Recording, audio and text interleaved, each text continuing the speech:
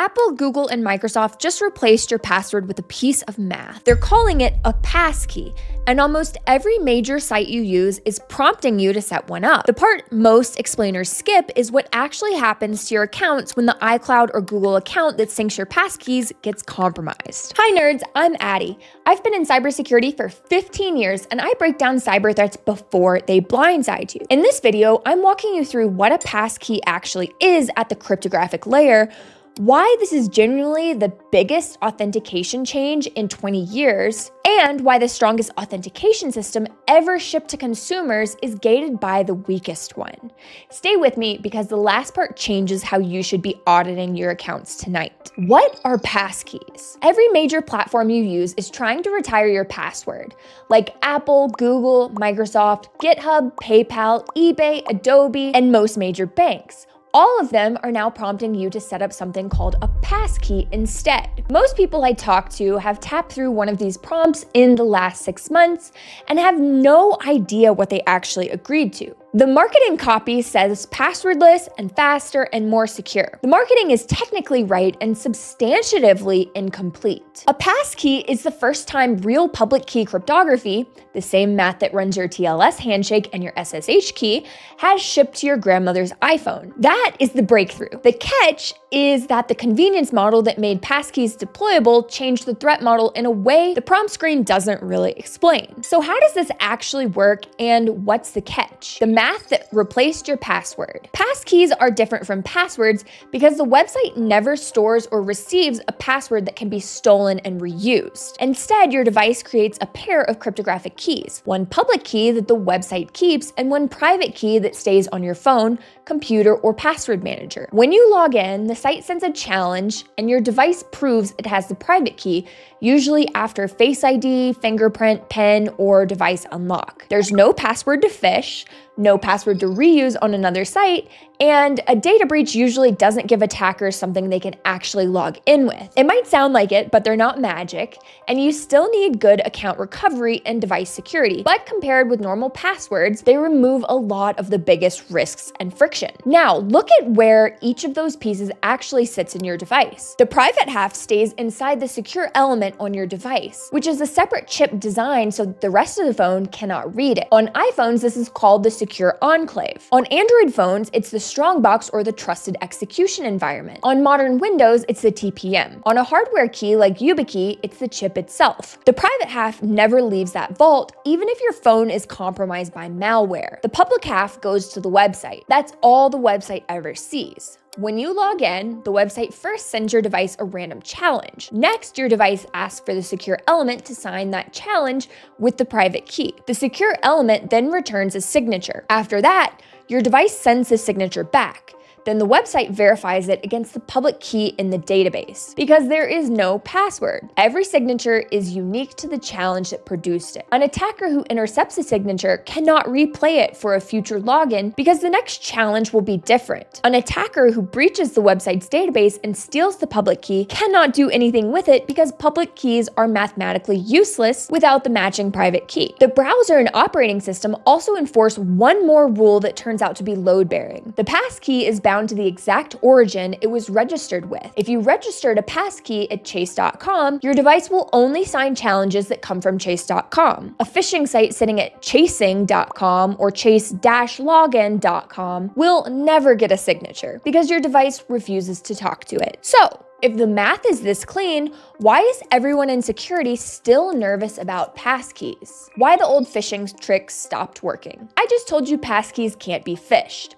The mechanism is more interesting than that headline. Before passkeys, the strongest consumer authentication was usually a password plus code from an authenticator app. The problem is that humans can be tricked into typing both into a fake login page. There's a whole class of attack called adversary-in-the-middle, AITM for short, where the attacker stands up a perfect clone of the real login page, captures the password and the code as the user types them, and then logs into the real site within the 30-second window before the code expires. There are off-the-shelf phishing kits like Evilginx that automate the whole thing. They've been wrecking password plus code authentication for years. Passkeys break this attack at the protocol layer. The browser will not hand a passkey signature to a site at the wrong origin, full stop. The attacker can stand up the cleanest fake page in the world, and the device simply will not sign for it. The whole class of phishing kit attacks structurally cannot work against a properly implemented passkey. That alone is the biggest authentication win in 20 years. NIST's most recent revision of SP 863 Bravo,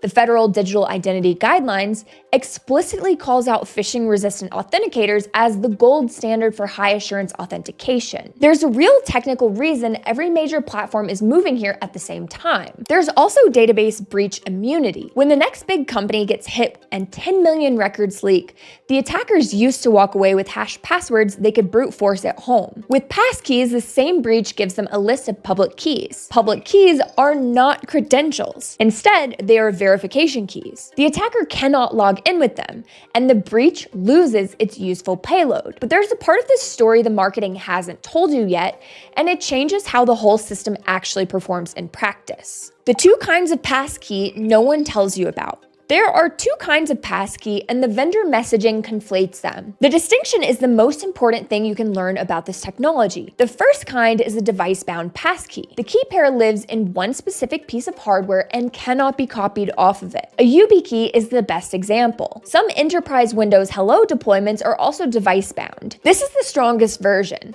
It's also the version that locks you out of every account if the device is lost or destroyed, which is why almost no consumer ever gets one. The second kind is a synced passkey. The key pair is replicated across all your devices in an ecosystem. Apple syncs them across your iPhone, iPad, and Mac through iCloud Keychain. Google syncs them across your Chrome installs through Google Password Manager. Microsoft syncs them through your Microsoft account. Password managers like 1Password, Bitwarden, and Dashlane sync them across whatever devices you've installed them on. And you guys better not be using LastPass or I will be very upset with you. When the prompt on your phone says save passkey, it's almost always a synced passkey. The vendor messaging doesn't call out the distinction in plain language because the difference sounds like a trade-off and the marketing wants you to feel like you're getting the strongest protection. Here's what synced means at the threat model layer. Your private key now lives wherever the syncing account lives, not on one specific device. So your iCloud account or your Google account or your Microsoft account is the de facto master credential for every passkey you have. Every site you've added a passkey to is logged in through that one account. And the part the marketing especially doesn't say out loud is that master account is defended by a password plus a recovery email plus SMS. The strongest authentication system ever shipped to consumers is gated by the weakest one. Now look at what's holding it up, where the whole thing falls apart. There are 3 failure modes worth knowing, and they're all variants of the same root problem. The first is the recovery downgrade. Almost every site that supports passkeys also supports a fallback recovery flow. If you lose your passkey, you can still get into your account by clicking forgot password and receiving an email reset link, or by getting an SMS code, or by answering some security questions. An attacker who compromises your email or SIM swaps your phone number can still reset accounts that have a passkey on them. The passkey is the really strong front door, but the back door is the same recovery flow that has been broken for the last 10 years. And it gets worse from there. The second failure mode is the sync account compromise. Your iCloud account is defended by your iCloud password plus a verification code that goes to one of your Apple devices. If your iPhone is the device with both your passkeys and your verification code, the threat model has a circular dependency. An attacker who gets your iCloud password in your phone has access to every passkey you've stored. This is rare, but it has happened in real cases, especially in SIM swap incidents and in incidents where the attacker had brief physical access to an unlocked device. And the architecture has one more weakness. Most sites that accept passkeys also still let you log in with the old password if you have one on file. The site does this for users who haven't migrated yet, but it means that strong authentication is just one of multiple options. An attacker who has your old leaked password from a previous breach can still log in through the password path. The passkey is a strong front door, but the back door is unlocked, like I said before, and the attacker rarely needs the front door at all. There's a fourth issue worth flagging as well: cross-platform sync. Passkeys sync within an ecosystem, but not between them. So switching from iPhone to Android still loses your synced passkeys, except through some clunky QR code that allows you to use a passkey on another device. This is improving, but if you live across multiple ecosystems, the passkey experience is still pretty rough. So given all of that, what should you actually do with this information tonight? What to actually do? The headline answer is that passkeys are still the right call. Set them up.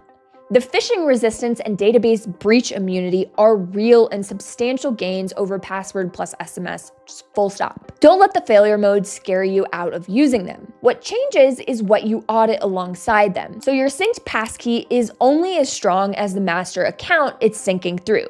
So make sure your master account is hardened. There's a way to check whether you are personally exposed to the recovery downgrade right now, and it takes about 5 minutes. Open the security settings of your most important account, your primary email, and look at what recovery methods are listed. If SMS recovery is enabled, that's the SIM swap path, and you need to switch to an authenticator like now. If a secondary email is listed, check whether that secondary email is itself protected by a strong passkey or just by another password. Whatever you found, here's what to do about it. Make your iCloud, Google, or Microsoft account password long and unique, ideally a passphrase of 4 to 6 random words you can remember easily. This is the master password for everything else now. Treat it accordingly. Add a hardware security key, like a YubiKey, as a recovery factor on your most critical account, like email, banking, primary cloud, that kind of stuff. Hardware keys are device-bound, so they're the one passkey class that doesn't inherit the sync account weakness. Disable SMS recovery wherever the site lets you, especially on email and banking. SMS as a second factor is structurally broken and has been for years. So please switch to an authenticator app if you are forced to use something that's not a passkey and just anything but SMS. Audit your recovery options on your most important accounts in this order. Email first, banking second, social media third. Email first because it's the master reset path for almost everything. The synced passkey infrastructure is genuinely the best authentication consumers have ever had, and you'll get most of the value just by using it. The remaining audit work is what closes the gap between almost the best and actually the best. The passkey itself is solid math. The system around the passkey is what you should be auditing. The strongest cryptography in the world only protects you to the limit of the weakest channel around it. So audit the channels. If you like this video about passkeys, you'll love this one where I discuss the problems with one of the most widely used password managers on the planet. I'll see you in that video next.